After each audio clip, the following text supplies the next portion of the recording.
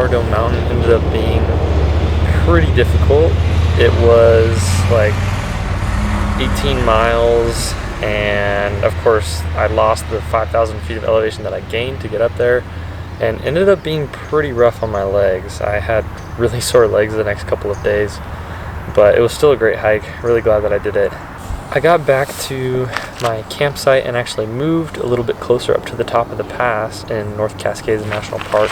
And the word in camp was that the pass was closed and had just closed that morning. So I had missed it. I was going to leave the next day, so I'd missed it by about 24 hours. And it was later confirmed the next day. I decided to hitchhike down into a smaller town, Marble Mount, and just see what I could figure out, buy some more groceries, and figure out what I was going to do about the pass, if it truly was closed and how much longer it would be closed. And found out it would be closed for about a week. So I decided that I needed to turn around and detour, find a different way. So essentially, if I had not gone on the backpacking trip, I would have made it in time, but I think all things happen for a reason, and I think it truly turned out for the best. So I'm not at all upset anymore that that's what happened. The next day, however, I was pretty miserable. I was pedaling in the wrong direction of where I needed to go. I did 80 miles. Some of it was downhill, but all of it was in a headwind. And so that was really frustrating. I stayed with a Warm Showers host that night, Lance, and his wife Jamie, and they were just incredible, really refreshing after a difficult day of riding, and just hung out with them. They made me a great dinner, and I think we also watched a movie together, which is kind of fun. So just wanted to really thank them for their hospitality. The next day was probably the worst of all. Forgot to mention the day before, when I did the 80 miles in the headwind, I lost one of my sandals, not both of them, but just one slipped out of my backpack because I decided to attach my backpack in a different way to my bike, which was stupid to begin with. If it ain't broke, don't fix it. So I lost the sandal, and the other one was just there. Felt like it was just mocking me, and the whole day just was rough. The following day was not much better.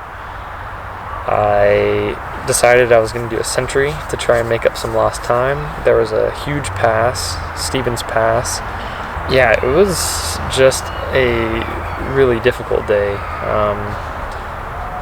I was thinking I might take Amtrak out of Wenatchee to Spokane to save some time, but I called Amtrak, and after explaining that it would be free to take my bike on board and that my bags would fit and everything, they decided that after all of that it would be best to tell me that, oh wait, the Wenatchee station is unstaffed and they actually can't put your bike on there. So I was kind of built up and then just completely deflated when they realized their mistake. I mean, it was an honest mistake, but it still didn't really make the day any better.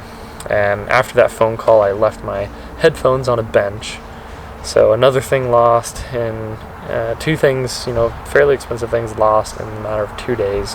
That same day as I was climbing up the pass, two cars passed me really close. It was like a 4-lane highway.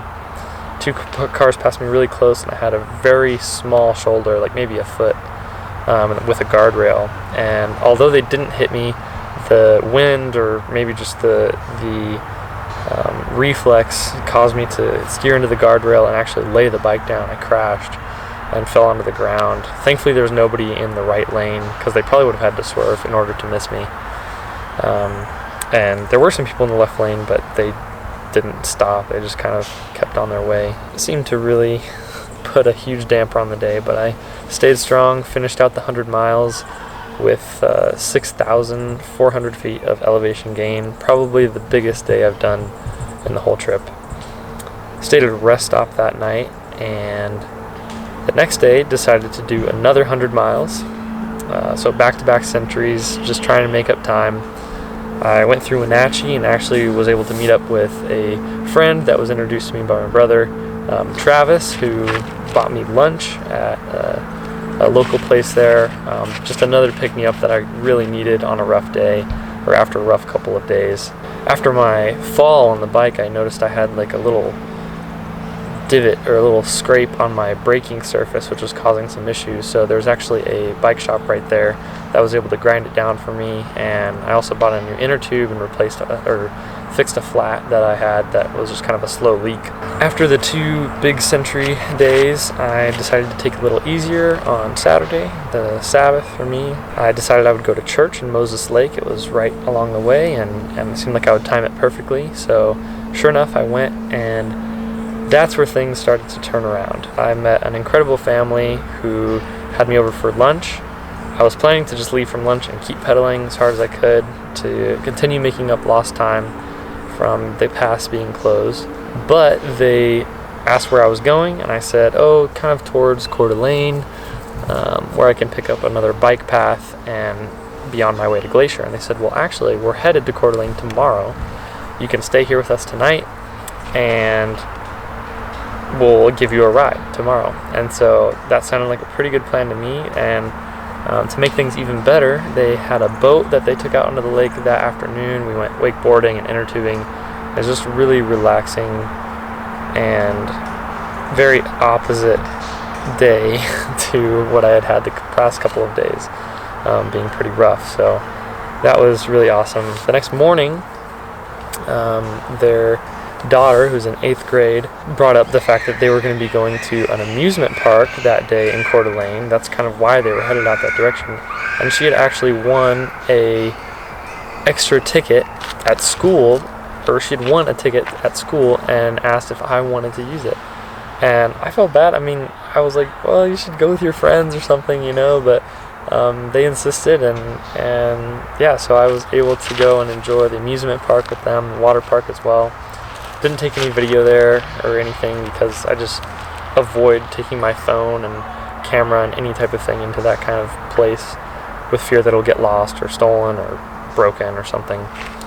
But yeah, just another relaxing day. Nice to get off the bike and do something different. And so just really thankful to them and how much they helped me out. It was a huge help, and it picked me up right when I needed it. And the next day, they took me to Plummer, where I picked up the trail of the Coeur d'Alenes and started heading off towards Glacier.